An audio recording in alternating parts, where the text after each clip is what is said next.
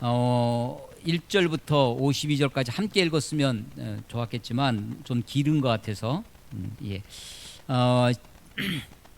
우리가 매일 성경을 우리 함께 이렇게 아침마다 묵상을 하고 있습니다.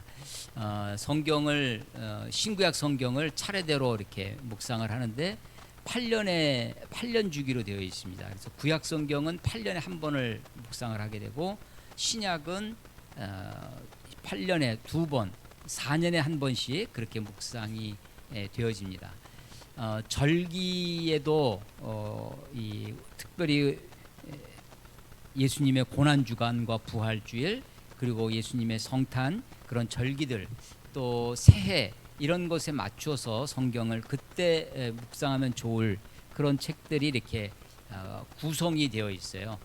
그럼 사이사이에 시편이 몇 편씩 이렇게 책과 책 사이에 시편을 쪼개 놓았습니다. 그래서 시편을 8년 동안 흩어져 있는 것들을 이렇게 하게 되어 있습니다. 제가 대학생 때부터 성경을 통독하는 것, 차례대로 쭉 읽는 그 통독에 관심을 가지고 저 자신도 그렇게 통독을 많이 했었고, 또 우리 후배들이나 우리 지체들과 함께 성경 통독에 대해서 많이 했었어요. 그런데 특히 구약 성경을 통독할 때, 차례대로 읽을 때 그 역사적인 순서와 시대적인 배경과 그 상황을 우리가 이해하기 좋습니다. 유익한 점이 많이 있어요. 근데 그 중에 통독을 하면서 빼는 것이 5권이 있었습니다. 우리가 시가서라고 하는 욥기, 시편, 잠언, 전도, 아가라고 하는 5편의 시가서는 어느 때라도 읽으면 좋다라고 이제 이야기하면서 그 시가서는 제외하고 보통 이렇게 통독을 쭉 해왔어요. 그렇게 일반적으로 그렇게 얘기하지만 사실은 시편 중에 어떤 시편들은 그 시를 쓴 정황, 시를 쓴 상황이 있는 것들이 많이 있습니다. 우리가 보통 시편 150편을 대부분 다윗의 시라고 이야기를 하는데, 다윗의 시 가운데에도 다윗이 처한 그 상황과 그 처지 속에서 나온 그런 노래, 그런 찬양, 그런 고백들을 우리가 읽을 수 있습니다. 시편이 모두 150편으로 되어 있는데요, 그 150편을 몇 편씩 묶어서 5권의 권으로 나눠져 있어요. 오늘 우리 89편 읽고 아멘 아멘 2번 아멘, 그 바로 뒤에 넘으시면 제4권 이렇게 시작돼요. 이게 3권의 마지막이구나. 이 3권은 72편부터 시작됩니다. 72편부터 89편까지 이렇게 가운데 1권, 2권, 3, 4, 5 5권이 있는데, 그 중에 가운데 중앙을 차지하고 있는 제3권의 그것 중에서도 마지막 89편을 읽었습니다. 신학교를 다닐 때 30년 전입니다. 신학교를 다닐 때 졸업 논문을 쓰거든요. 저는 졸업 논문을 시편 50편을 가지고 이제 썼었습니다. 시편에 대해서 관심을 가지고 따로 이렇게 좀 더 공부를 하고 하는데, 시편 50편에 대한 책은 논문들이 몇 권 있고 책이 없었어요. 근데 이 89편은 책이 있더라고요. 책 89편만 한 권의 책으로 나와 있는 것을 보통 얼뜻 생각하면 시편 23편 목자와 양에 관계된 책들, 그러니까 자기 간증이나 이렇게 정서적으로 다가오기 좋은 그런 은혜스러운 그런 책들이 있어요. 수필 비슷하기도 하고 수상집 같은 그런 책들이 있는데, 좀 논문 같고 뭔가 신학적인 그런 책으로는 89편이 유일한 거예요. 물론 제가 논문을 쓰는 건 아니지만 89편 그때 이제 책에 관심이 있으니까 무조건 사놨습니다. 30년 전에 책을 사놓고서는 읽지 않던 책을 요번에 다시 한번 89편을 읽으면서 30년 전에 책 3,500원 주고 샀더라고요. 약 250페이지 정도 되는 책을 다시 꺼내서 읽어보았습니다. 그러고 나서 보니까 이 책이 이 시편 89편이 특별히 이렇게 한 권의 책으로 쓸 만큼 그런 시편이구나 하는 것을 다시 한번 깨닫게 됩니다. 우리가 이제 시편을 좀 가볍게 죄송스러운 편이지만 성경을 가볍게 여긴다고 하니까 다른 어떤 예를 들면 로마서 하면 벌써 이렇게 로마서가 참 중요한 책이구나 하는 것이 우리에게 다가옵니다. 근데 시편 뭐 잠언은 무슨 격언집 같기도 하고 그래서 우리가 그런 책을 좀 가볍게 여기는 경향이 좀 있습니다. 그런데 가만히 생각해 보니까요, 구약 성경 우리는 지금 구약 신약 그러지만 초대교회 사도들에게 있어서는 신약이 없었습니다. 그들은 우리가 얘기하는 구약만 그 성경 하나님의 정경으로 가지고 있었어요. 특별히 토라라고 하는 모세 5경이라고 하는 창세기, 출애굽기, 레위기, 민수기, 신명기 이런 책에 대해서 굉장히 중요하게 생각을 하고 있었죠. 그런데 신약의 저자들, 우리가 사도라고 하는 그 신약의 저자들이 구약의 다른 책들, 토라나 혹은 예언서, 선지서나 역사서나 이런 것들을 인용하는 것보다 사실은 시편을 더 많이 인용하고 있습니다. 그 시편에 나와 있는 것들, 그 말씀을 그 시편의 고백들을 가지고 신약의 저자들이 그 시편을 가지고 예수님이 그리스도다, 그 예수님의 하나님 되심을 고백을 하고 알아보고 그렇게 찬양을 하는 모습을 보게 됩니다. 우리가 이제 신약 시대에 살고 있어요. 우리는 이제 신약 시대의 성도라고 합니다. 우리가 기독교가 기독교인 이유는 여러분 구약 성경이 있습니다.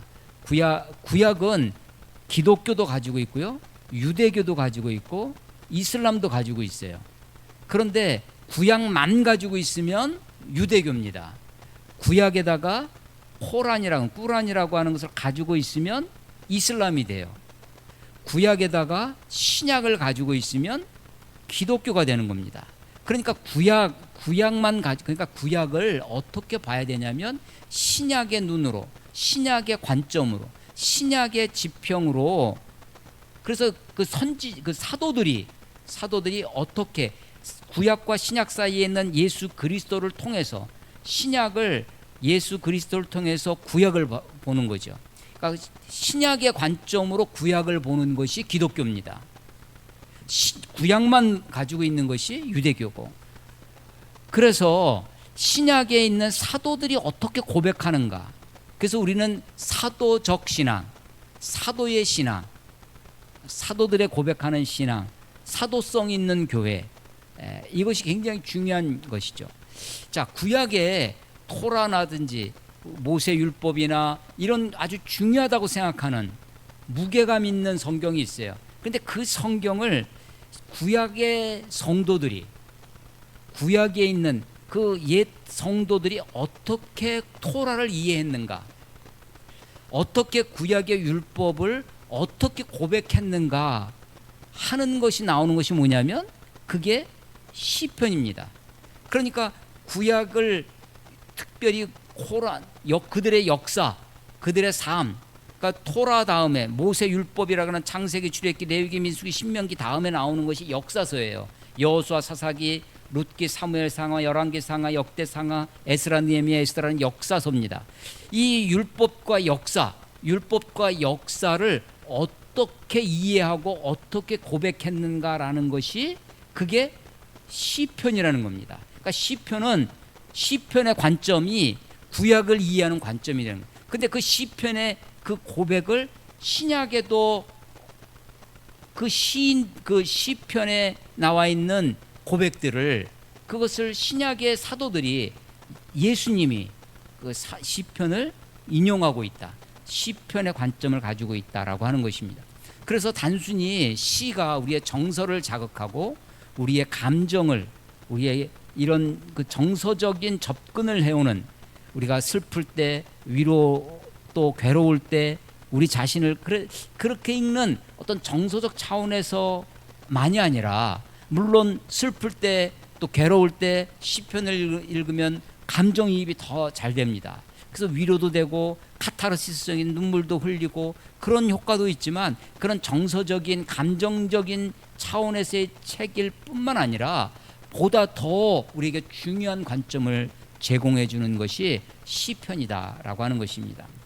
시편 89편 제3권, 시편 150 가운데 있는 제3권 중에 마지막 시가 89편인데 이 마지막 시는 제왕시, 제왕, 왕을 노래하는 것입니다. 다윗 이야기, 다윗의 이야기.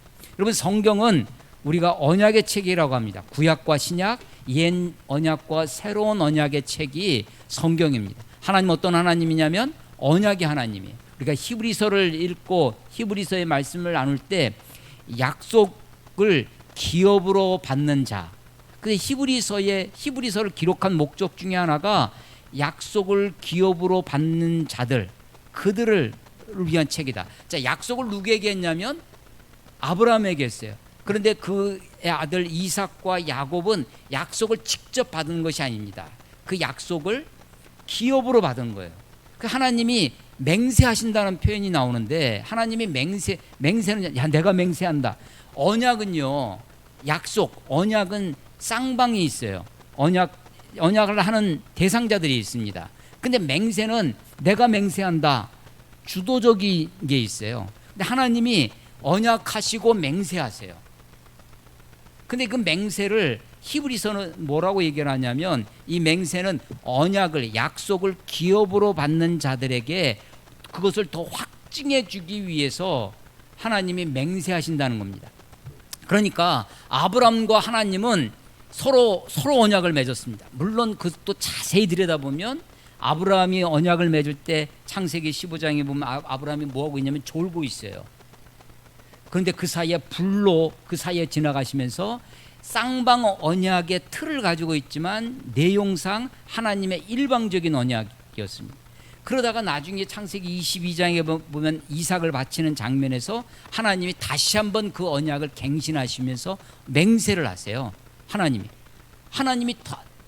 자기보다 큰 존재가 없기 때문에 하나님이 자기 자신을 걸고 맹세를 하시는 거죠. 그 맹세는 언약을, 약속을 기업으로 받는, 우리가 다 약속을 기업으로 받았어요. 하나님의 약속을 유업으로 받은 자들입니다. 근데 그 약속을 보증하기 위해서, 확증해 주기 위해서 하나님이 맹세하셨다라고 하는 것입니다. 자, 그런데 구약에는요, 언약이 여러 개의 언약이 있습니다. 노아 언약이 있어요. 홍수로 다 멸하신 다음에 하나님이 언약을 하세요. 일방적인 언약입니다. 내가 다시는 너희들을 물로, 너희들 사람들뿐만 아니라 동물 짐승들까지도 다시는 내가 물로 너희들을 멸하지 않겠노라고 하나님이 다짐하세요. 하나님이 약속을 맺으십니다. 그 약속의 표징이 뭐라고요? 무지개였습니다. 노아 언약이 있어요. 아브라함 언약이 있습니다. 하나님이 아브라함을 택하셔서 아브라함을 통해서 열방을 축복하기 위한 축복의 통로로, 복의 통로로, 너는 복의 근원이 될지라 라고 하면서 아브라함과 그의 후손들에게 언약을 맺으셨습니다.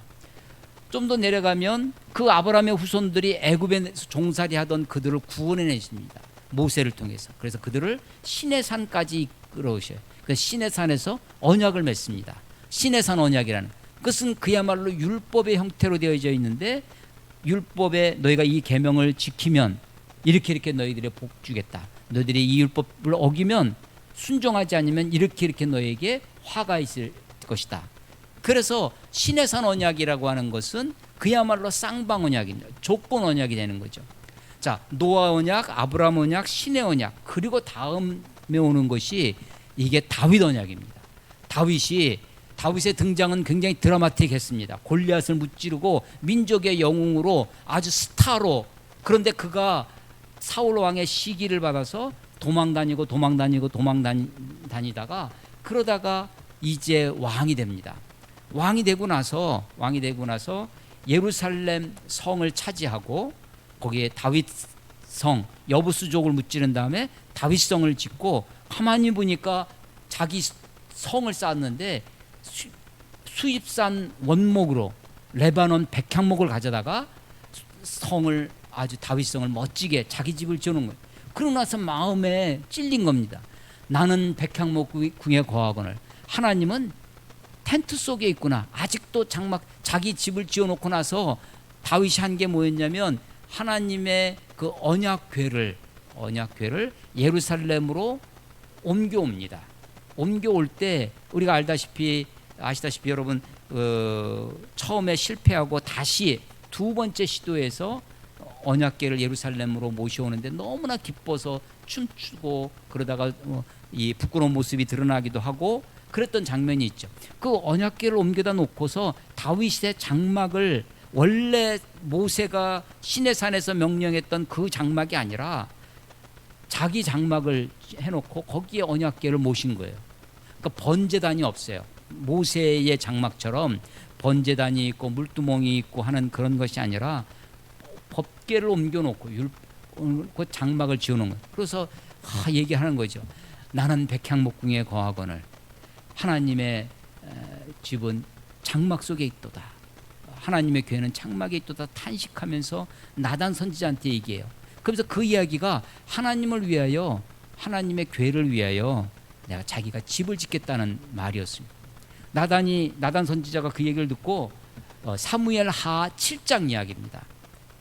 나단 선지자가 그래 당신 마음 왕이여 당신 마음에 선한 대로 하십시오. 마음대로 하라는 거죠. 그러고 나서 나단이 그날 밤에 하나님으로부터 말씀을 받습니다. 하나님의 신탁, 하나님의 말씀이 그에게 임해서 그것을 다윗에게 전하는 것이 그게 사무엘하 7장입니다. 그때 하나님이 뭐라고 하냐면 네가 나를 위해서 집을 짓는다고? 내가 너희들을 애굽에서 건져낸 날부터 지금까지 어느 민족, 어느 누구에게 집 져달라고 한 적 있냐? 하나님이 그것을 거절하십니다. 그런데 다윗의 순수한 마음도 이해를 하셨어요. 그래서 하실 말씀이 네가 나를 위해서 집을 지어준다고? 아니, 내가 너를 위하여 집을 지어주마. 네 후손이 네 후손이 영원히 이어질 것이고 너의 왕위가 대대로 이를 것이다 라고 그렇게 다윗에게 하나님이 일방적으로 언약을 맺으세요. 그게 사무엘하 7장의 다윗 언약입니다. 그런데 그것을 얼뜻 보기에는 네 자손이 나를 위해 집을 지을 것이다 라고 하시는데 그것이 솔로몬의 성전인 것처럼 보여집니다. 그리고 다윗 왕위가 다윗과 솔로몬을 이어지면서 아주 찬란한 전성기를 이루는 것 같아요. 그런데 잘 아시다시피 솔로몬이 하나님 앞에 불순종하고 범죄하면서 나라가 둘로 쪼가집니다. 그래서 북왕국 이스라엘은 좀 더 이어지다가 아수르에 의해서 722년에 BC 기원전 720년에 아시리아에 의해서 멸망하고 남왕국 유다는 좀 더 이어져서 약 400년 정도 이어집니다. 586년 기원전 586년 바벨론에 의해서 다윗 왕조가 무너져요. 그러니까 다윗 언약이 다윗과 그의 후손을 영원토록 다윗 왕위를 견고하게 해주시겠다고 했는데 사실상 역사적으로 보면 다윗 왕계는 586년으로 멸망합니다. 그리고 포로로 잡혀가요. 포로로 잡혀가서 돌아오지만 왕국 다윗 왕이 새로워진 것은 아닙니다. 돌아와도 여전히 나라는 독립을 하지 못하고 나라는 여전히 그들이 돌아와서 한 것은 뭐냐면 성전을 다시 세운 것뿐이에요. 중간에 잠깐 독립하기도 합니다. 그러나 다윗 혈통이 아니었고 하스본 왕가라고 하는 이 마카비 혁명을 일으켜서 독립운동을 해서 이스라엘이 잠깐 독립하는 적도 있어요. 그렇지만 그것이 곧 로마에 의해서 다시 지배를 받게 되고 로마 시대에 왕이 세워지죠. 이스라엘에. 예수님 당시에 왕이 누구예요? 예수님 당시의 왕, 어린 갓 태어난 아이를 죽인 왕, 헤롯이죠. 헤롯은 유대의 왕으로 책봉을 받았지만 다윗 왕가가 아닙니다. 그는 심지어는 유대인도 아니었어요. 이두메인이었습니다. 에돔 족속이에요. 에돔 족속. 그러니까 그래서 유대인들이 헤롯을 싫어했던 거죠. 그러니까 그 유대인들의 환심을 사기 위해서 이 헤롯이 성전을 증축을 합니다. 새로 지은 것이 아니고 두 번째 포로기에서 들어온 성전이 새로 졌지만 이게 옛날 솔로몬 성전에 비하면 그 솔로몬 성전을 기억하는 노인들은 그 스룹바벨 성전을 보고 울었더라 그러거든요. 솔로몬 성전의 그 찬란한 그것에 비해서 너무나 볼품없는 것을 보고 그렇게 했을 것입니다. 그렇지만 하나님의 이름으로 성전을 지었어요. 그리고 그것이 볼품없는 성전을 헤롯이 46년을 걸쳐서 그래도 아직 다 못했다. 예수님이 이 성전을 헐어버려라 했을 때 헤롯이 그렇게 건축에 뛰어났다고 합니다. 그래서 이 헤롯이 지은 성전을 보려고 고대 근동의 많은 사람들이 그걸 보러 구경도 왔다고 그래요. 그 성전이 로마에 의해서 멸망하는 거죠. 그러니까 헤롯은 왕이었지만 다윗의 혈통이 왕권이 회복된 것은 아니었습니다. 자, 그러니까요. 지금 시편 89편은 다윗 언약에 기초한 것입니다. 다윗 언약의 전통 속에 있는 거예요. 그런데 그 다윗과 하나님 언약을 맺을 때 너와 네 후손이 영원할 것이다. 너의 왕위가 견고히 설 것이다 라고 약속해 주셨는데 역사상으로는 그것이 그렇게 이루어지지 않았다는 것입니다. 그럼에도 불구하고 이 다윗 언약을 우리가 고백하는 것은, 그 언약을 우리가 믿고 찬양을 돌리는 것은 다윗의 자손으로 오시는 메시아. 그래서 다윗 언약에서 그렇게 보여주셨던 그 언약한 것이 솔로몬과 그의 자손들로 이어지는 유다 왕국을 이야기하는 것이 아니라 예수 그리스도를 통해서 이 땅에 오시는 만왕의 왕으로 오시는 메시아이신 그리스도를 얘기하는 것이다. 그래서 마태복음 26장 이하에 보면 그 유대인들과 바리새인들과 예수님이 논쟁하는 장면에서 어떻게 그리스도가 다윗의 자손이냐, 다윗도 그리스도를 주라고 고백하지 않았느냐. 그 다윗이 그리스도를 주라 고백했던 것도 시편에 있는 말씀입니다. 시편 110편 1절에서 주께서 우리 주께, 주가 두 번 나온다 그랬죠. 여호와께서 주께, 여호와가 주님인데 주님이 또 주님을, 하나님이 둘이에요? 예, 이건 유대인들이 이해할 수 없었던 것이죠. 유일신 하나님만, 여호와는 오직 한 분이시다라는 것만 알고 있었던 유대인들에게 예수님도 하나님이다, 예수님이 하나님이셨던 그분이 이 땅에 오신 그 하나님이시다, 그 예수님이 십자가에 죽으시고 부활하고 승천하셨는데 그분이 약속하셨던 보혜사 성령님을 우리에게 보내주셔서 그 성령님, 우리 안에 계신 성령님도 보니까 그분도 하나님이시구나 라고 하는 소위 삼위 하나님인 것을 고백하는, 그래서 유대인들이 그것을 용납할 수가 없었던 거죠. 그래서 유대인들이 기독교인들을 박해하고 그들을 돌로 스테반을 죽이듯이 그렇게 죽이게 되는 일이 벌어지는 것이죠. 자, 시편 89편은 다윗 언약에 기초한 것입니다. 시편 89편 1절에 보겠습니다. 내가 여호와의 인자하심을, 내가 누구냐면 이 시의 저자죠. 에스라인 에단의 마스길이라고 이게 앞에 표제어가 붙어 있는데, 마스길은 사람이 아니고요. 마스길은 교훈이란 뜻이에요. 교훈. 누구의 교훈이냐면 에단의 교훈이에요. 에단은 누구냐면 에스라인이었어요. 에스라인. 예, 역대 왕 열왕기상 4장 31절에 보면 저는 모든 사람보다 지혜로워서 에스라 사람, 이 에스라인입니다. 그러니까 지혜로운 사람이라고 하는 것이고, 에단이 누구냐면 아마도 다윗에서 성전에서 금노 악기를 연주했던 여두둔이라는 사람이 있습니다. 그 여두둔이 이 에단이었을 것이다라고 해요.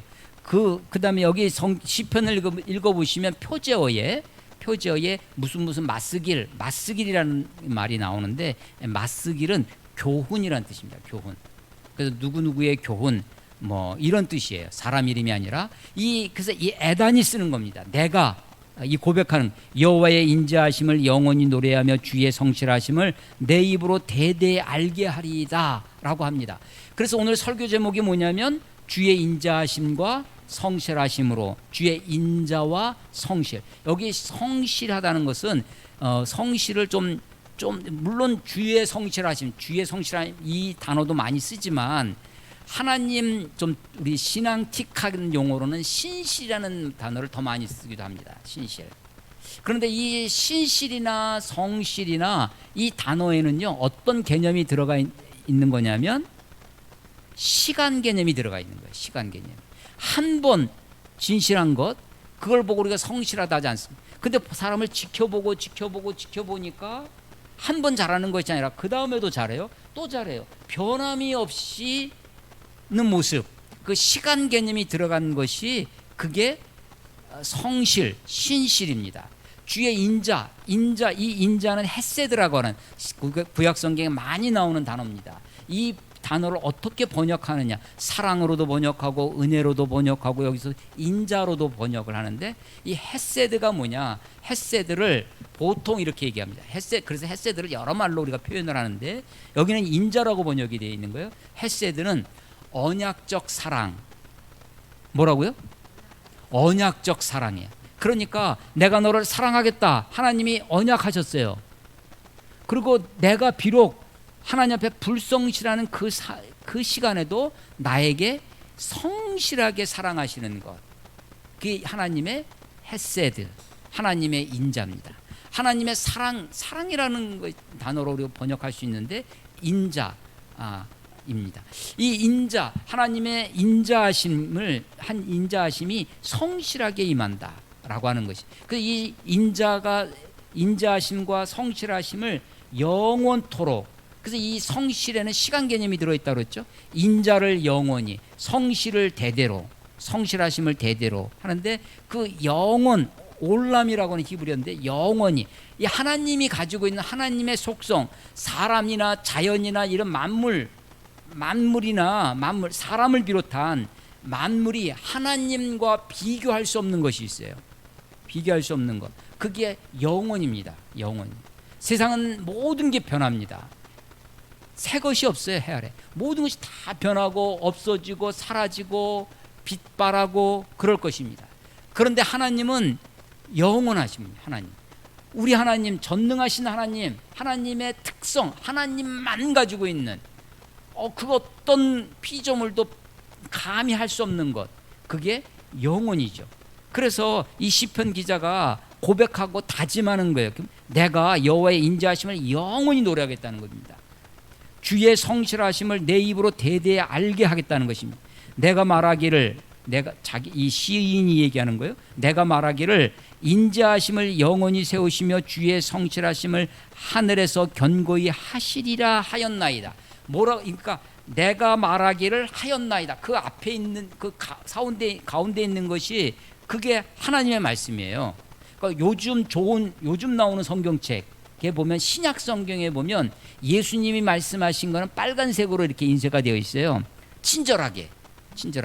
요즘 인쇄술이 발달하고 하니까 이제 칼라를 넣어서 그렇게 하죠. 그런데 이제 구약 성경에 마지막에 하나님의 말씀을 빨간색으로 인쇄를 한다면 2절에 내가 말하기를, 그 다음부터 인자하심을 영원히 세우시며 주의 성실하심을 하늘에서 견고히 하시리라 하였나이다. 까만색. 이렇게 되는 겁니다. 그렇죠? 자, 주께서 이르기를, 까만색, 나는 내가 택한, 이게 빨간색이에요. 하나님의 말씀이라는, 나는 내가 택한 자와 언약을 맺으며 내 종 다윗에게 맹세하기를. 자, 다윗 언약을 말씀하시는 거죠. 다윗에게 언약하시고 그 언약을 보증하시기 위해서 하나님이 맹세하세요. 언약하고 맹세하세요. 4절, 내가 내 자손을 그 언약하고 맹세하시는 내용이 뭐냐? 다윗 언약의 내용이 4절입니다. 내가 내 자손을 영원히 견고히 하며 내 왕위를 대대에 세우리라. 이렇게 맹세하신 거예요. 이렇게 언약하신 거예요. 내가 내 자손을 영원히 견고히 하며 내 왕위를 대대에 세우리라 하셨나이다. 까만색. 이렇게 되는 겁니다. 그런데 그것을 요 1절, 3절, 4절의 말씀을 그 이하 5절서부터 37절까지 그것을 좀 더 설명하는 거예요. 언약 맺으시는 하나님이 어떤 분이냐? 하나님 누구와 비교할 수 있습니까? 그 누구와도 비교할 수 없는 거룩하신 하나님, 전능하신 하나님, 창조주 하나님이시다라는 것을 5절부터 쭉 설명합니다. 5절 여호와여 주의 기이한 일을 하늘이 찬양할 것이요 주의 성실도 거룩한 자들의 모임 가운데서 찬양하리이다. 무릇 구름 위에 능히 여호와와 비교할 자가 누구며 신들 중에 여호와와 같은 자 누구리까? 하나님은 거룩한 자의 모임, 그 천사들 모임이에요. 하나님의 어전회의 같은 겁니다. 가운데서 매우 무서워할 이시오며 둘러있는 모든 자 위에 더욱 두려워할 하나님은 무섭고 두려운 분이십니다. 8절 여호와의 만군의 하나님이여 주와 같이 능력이 있는 이가 누구리이까? 여호와여 주의 성실하심이 주를 둘렀나이다. 주께서 바다의 파도를 다스리시며 그 파도가 일어날 때 잔잔하게 하시나이다. 주께서 라합을 죽임당, 이 시편 읽을 때 라합이 몇 번 나오는데요. 이 라합은 라하브라는 뽐내다, 우쭐대다, 뭐 거만하다, 그래서 완악한 사람의 상징입니다. 이게 기생 라합이 철자가 달라요. 그래서 이것은 기생 라합을 얘기하는 것이 아니라 아주 거만하고 교만한 자, 최고로 완악한 자를 대표하는 겁니다. 그게 누구냐면 완악한 자, 그 마음을 강팍하게 한 자, 누구일 것 같아요? 애굽의 바로를 얘기하는 겁니다. 그래서 이 라합은 애굽을, 그래서 고대의 큰 하나님을 대적했던 큰 세력 두 가지가 대표적인 있는데 하나가 애굽이고 하나가 이 바벨론입니다. 그 신약에 보면 그 계시록 같은 데 보면 바벨론이여 너 큰 성 바벨론이여 막 하는데 하나님을 대적하는 그런 상징이 되는 거죠. 그 이 라합은 애굽을 얘기하는 거, 지칭하는 겁니다. 10절 주께서 라합을 죽임당한 자같이 깨뜨리시고 주의 원수를 주의 능력의 팔로 흩으셨나이다. 그런 하나님, 그 전능한 하나님, 창조주 하나님이 11절 하늘이 주의 것이고 땅도 주의 것이다. 모든 만물에 대하여 주권을 주장하십니다. 세계와 그 중에 충만한 것을 주께서 건설하셨나이다. 남북을 주께서 창조하셨으니 다볼과 헤르몬이 그 요단강 좌우편에 있는 도시인데 이 모든 것들을 그 대표로 얘기하는 겁니다. 주의 이름으로 말미암아 즐거워하나이다. 주의 팔이 능력이 있사오며 주의 손은 강하고 주의 오른손이 높이 들리우셨나이다. 이런 하나님이 사람과 언약을 맺으세요. 누구 손해입니까? 하나님 손해죠. 하나님은요 사람과 언약을 맺을 필요가 없어요. 하나님 마음대로 하시면 되는 거예요. 그런데 하나님이 우리와 언약을 맺으세요. 하나님이 내가 너를 사랑한다, 나와 약속하자. 하나님 우리에게 언약해 주시는 거예요. 이거 자체가 은혜이죠 사실은. 그런데 하나님이 그래서 언약은요 이런 표현이 있어요. 언약은 하나님의 자기 제한이다. 하나님이 자기 스스로를 제한하시는 거예요. 하나님은 어디에도 아쉬울 것이 없는 분입니다. 하나님은 어디에도, 하나님 뭐가 아쉬워서 우리와 언약을 맺으시고 우리를 하나님 언약이라는 말 자체가 매이는 겁니다. 그 언약에 매이는 것, 하나님은 스스로 그 언약에 자기를 매어 놓으세요. 그거 맹세하시면서까지. 그런 하나님이세요. 하나님이 그렇게 언약을 맺으세요. 그 하나님의 그 세계, 하나님의 세계에서요 14절 의와 공의가 주의 보좌에 기초라. 하나님 보좌는 하나님의 통치를 나타나는 것이죠. 주께서 보좌 우편에 앉으셨느니라. 하나님의 통치권이 회복되는 것이죠. 근데 그 통치의 기초는 보여요, 안 보여요? 안 보이죠. 그렇지만 그 위에 지어지는 집을 세울 수 있는 그것을 견고해 주는 것이 기초입니다. 그래서 하나님의 통치의 기초가 뭐냐면 의와 공입니다. 물론 의, 공의 비슷한 단어 같지만 히브리는 좀 달라요. 체데크와 미시트파트라고 하는 건데 의와 정의와 공평 뭐 이런 겁니다. 그래서 의와 공의가 하나님의 통치, 하나님 나라의 기초입니다. 그것이 나타나는 게 어떻게 나타나느냐? 인자와 진실함으로. 진실도, 진리와 진실은 다르죠. 진리는 옳은 겁니다. 그런데 그 옳음이 계속 시간 개념으로 나타날 때 저 사람이 옳은 사람이야. 근데 어제도 옳은데 오늘도 오르고 내일도 오르고 계속해서 오라. 그 진실한 거죠. 하나님, 우리가 사람들한테 좋은 말 할 수 있습니다. 그 아부도 끝까지 하면 충성된다 라는 말인데, 이 진리와 진실은 시간 개념이 들어가 있는 거예요. 그래서 성실도 시간 개념이 들어가는데 하나님의 나라의, 하나님의 통치의 기초는 의의, 공평입니다. 그런데 그 위에서 드러나는 것이 하나님의 의로만 우리를 하시면 우리가 살아남을 수가 없습니다. 근데 하나님이 나타나시는 건 뭘로 나타났냐면 인자와 진실로, 성실로 나타나시는 거예요. 그래서 그 인자는 하나님의 헤세드라고 하는 건데, 헤세드는 뭐라고요? 무슨 사랑? 언약적 사랑. 하나님이 언약, 자기 스스로를 제한하시는 거예요. 자기를 묶어 놓으시는 거예요. 그 사랑에 매여 있어요. 하나님은 그 언약에 매여 있어요. 그게 인자예요. 그래서 하나님이 우리들에게 어떻게 나타나시냐면 인자와 진실로 나타나셔서, 인자함과 진실함이 주 앞에 있나이다. 주 앞에 있어요. 이 말씀을 잘 하나님 나라, 하나님의 보좌에, 하나님의 통치의 기초는 의와 공입니다. 그런데 그것이 주 앞에 나타나는 것은, 주 앞에 있는 것은 뭐냐면 인자와 진실이에요. 그 인자를, 그 인자하심, 하나님의 언약적 사랑을 계속해서 나타내시겠다라고 하는 그 진실하심, 그 성실하심이 그 앞에 있는 거예요. 주 앞에. 그래서 그것을 보는 사람들은 어떻게 하느냐, 15절, 즐겁게 소리를 칠 겁니다. 즐겁게 소리칠 줄 아는 백성은 복이 있나니. 그것을 깨달아서 하나님의 의와 공의가 하나님 나라의 통치의 기초인데, 하나님이 우리를 의와 공의대로만 심판하지 아니하시고 주의 인자와 진실로 우리를 대하신다는 것을 아는 사람은, 그래서요 우리말은 아는 백성이라고 되어 있는데, 어떤 성경책은 번역이 될 때 그 사랑을, 그 소리치는 것을 배운 백성은, 배웠다 그렇게 되어 있어요. 깨달았다는 것이죠. 영어 성경에 learn, 우리가 학습하다는 게 학습, 배운 거예요. 소리치를 너무나 감사한 거예요. 너무나 즐거운 거예요. 그래서 그것을 소리치는 거죠. 샤우팅할 수밖에 없는 겁니다. 그래서 그것을 즐겁게 소리칠 줄 아는 백성은 복이 있나니 여호와여 그들은 누구예요? 아는 백성입니다. 즐겁게 소리칠 줄, 왜?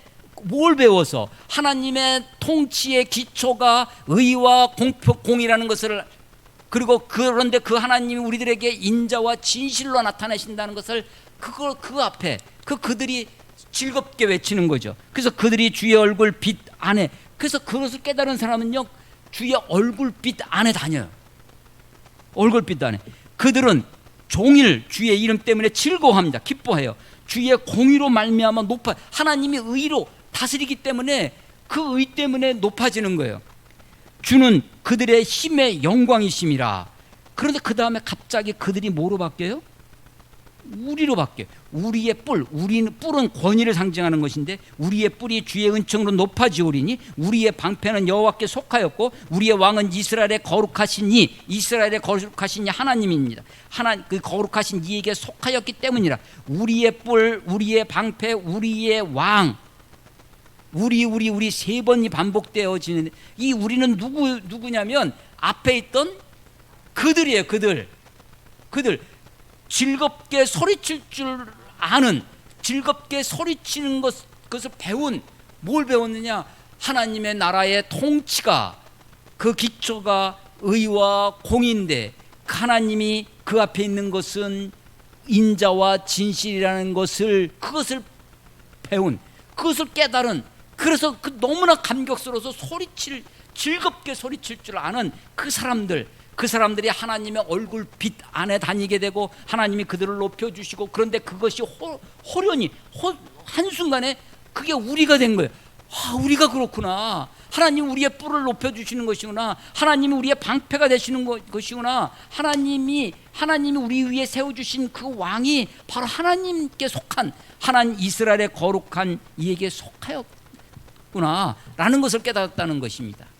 그런데 그때 19절 이렇게 시작해요. 그때 주께서 환상 중에 주의 성도들에게 말씀하여 이르시기를, 내가 능력 있는 용사에게 돕는 힘을 더하며 백성 중에서 택함 받은 자를 높였으되 내가 내 종 다윗을 찾아내어 나의 거룩한 기름을 그에게 부었다. 그러니까요 앞에 5절부터 18절까지는 하나님의 일반적인, 하나님이 이런 분이다라는 거예요. 그런데 그분이 역사적으로 실제 현실로 어떻게 이루어지냐면 다윗을 찾아낸 거예요. 내 마음에 합한 자라고 그래서 그를 택해서 20절에 다윗을 찾아내서 그에게 거룩한 기름을 부었어요. 기름 부음 받은 자가 된 거죠. 기름 부음 받은 자, 그리스도 메시아라는 뜻입니다. 그런데 구약에는 기름 부음 받은 자가 여러 명이 있었다는 거죠. 구약에는 기름 부음 받은 자 메시아가 보통 명사였어요. 왕도, 제사장도, 선지자도 기름 부음을 받은 자, 그리스도 메시아였습니다. 그런데 역사적으로 보니까 그런 사람들은 하나님이 우리에게 보내주신 궁극의 메시아는 아니구나, 하나님이 우리가 기다리는 그 대망의 메시아는 아니구나라는, 오직 예수만, 나사렛 예수만 그리스도구나, 나사렛 예수가 우리에게 보내주신 메시아구나라는 것을 깨달은 게 신약에 있는 사도들이라는 것이죠.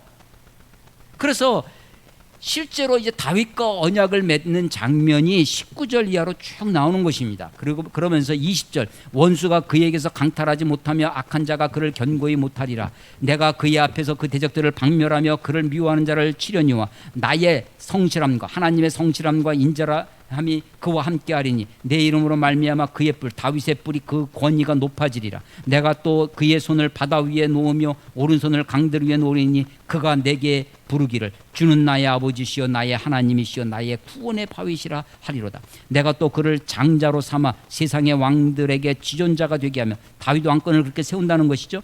28절, 그를 위하여 나의 인자함을 영원히 지키고 그와 맺은 나의 언약을 굳게 세우며 또 그의 후손을 영구하게 하여 그의 왕위를 하늘의 날, 영원한다는 거죠. 하늘의 날과 같게 하리로다. 그래서 다윗 언약을 다윗과 그의 후손들, 다윗의 왕위로 맺으셨다는 것입니다.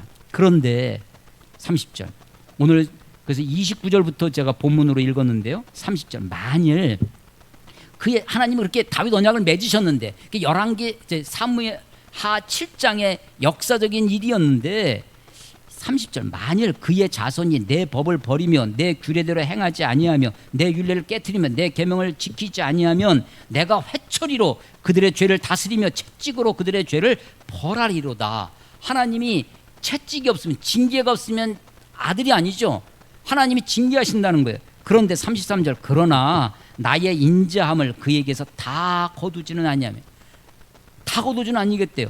나의 성실함도 패하지는 아니하여. 하나님의 성실, 시간 개념이 있다는, 하나님이 끈질기게 붙들고 계시는 거예요. 하나님이 이스라엘을, 유다 백성들을 끈질기게 그 성실함을 패하지 않는다는 것입니다.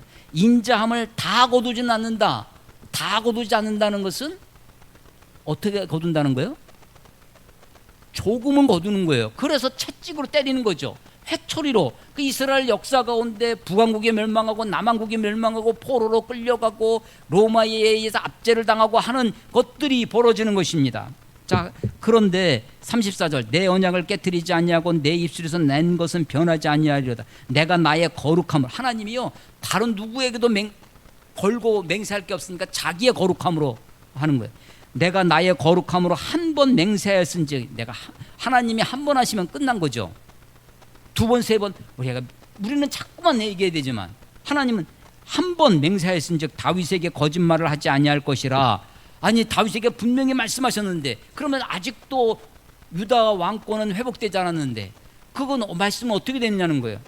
자, 또 궁창에 확실한 36절, 그의 후손이 장구하고 그의 왕위는 해같이, 해가 영원한 것처럼 해같이 내 앞에서 항상 있으며 또 궁창에 확실한 증인인 달같이 영원히 견고하게 되리라 하셨도다. 여기까지 다윗 왕 언약을 설명하는 것입니다. 그걸 고백하는 거예요. 그런데 현실은 어떻게 됐느냐? 이 시인이, 이 에단이 처한 현실은 38절부터입니다. 그러나 주께서 주의 기름 부음 받은 자, 누구예요? 역사적으로는 다윗이죠. 그리고 다윗의 후손들, 왕들이에요. 왕들도 기름 그들에게 노하셨어요. 노하사 하나님이 화가 나셨어요. 물리치십니다. 그리고 버리셨어요. 그리고 주의 종의 언약을 미워하사, 주의 종, 그 하나님의 종이에요. 다윗과 그의 후손들이 그 종들과 맺은 언약을 미워하세요. 미워하셨다고 번역되어 있는 것은, 이것은 포기하셨다는 단어입니다. 그의 관을, 그의 왕관을 땅에 던져 욕되게 하셨으며 그의 모든 울타리를 파괴하시며 그 요새를 무너뜨리셨으며 길로 지나가는 자들에게 다 탈취를 당하며 그의 이웃에게 욕을 당하였나이다. 이것은 마치 그 앞에 22절 23절에 강탈하지 못하며 악한 자가 공고 대적들을 박멸하며 이런 거 완전히 배치되는 거죠. 43절 그의 칼날을 둔하게 하사 그가 전장에서 더 이상 버티지 못하게 하셨으며 그의 영광을 그치게 하시고 그의 왕위를 땅에 엎으셨으며 그의 젊은 날들을 짧게 젊은 날들이 그 찬란한 젊음 그게 짧아요.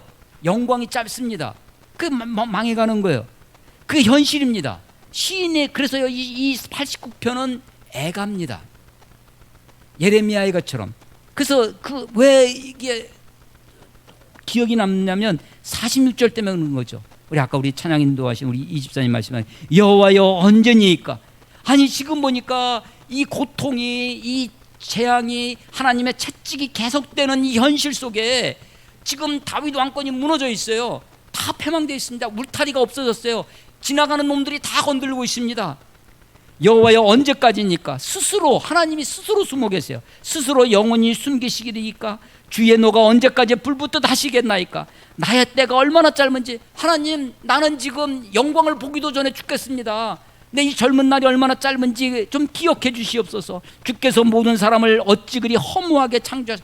아니 지금 하나님의 백성들이 다 죽어가고 있지 않습니까? 왕권이 무너지고 모든 것이 그걸 얘기하는 겁니다. 48절 누가 살아서 죽음을 보지 아니하고 자기 영혼을 수올 지옥의 권세에서 건지리이까. 주여 주의 성실하심으로 다윗에게 맹세하신 그 옛날 그 전에 그렇게 약속하셨잖아요. 그 전에 인지하심이 도대체 어디 있나이까 라고 지금 울부짖고 있는 겁니다.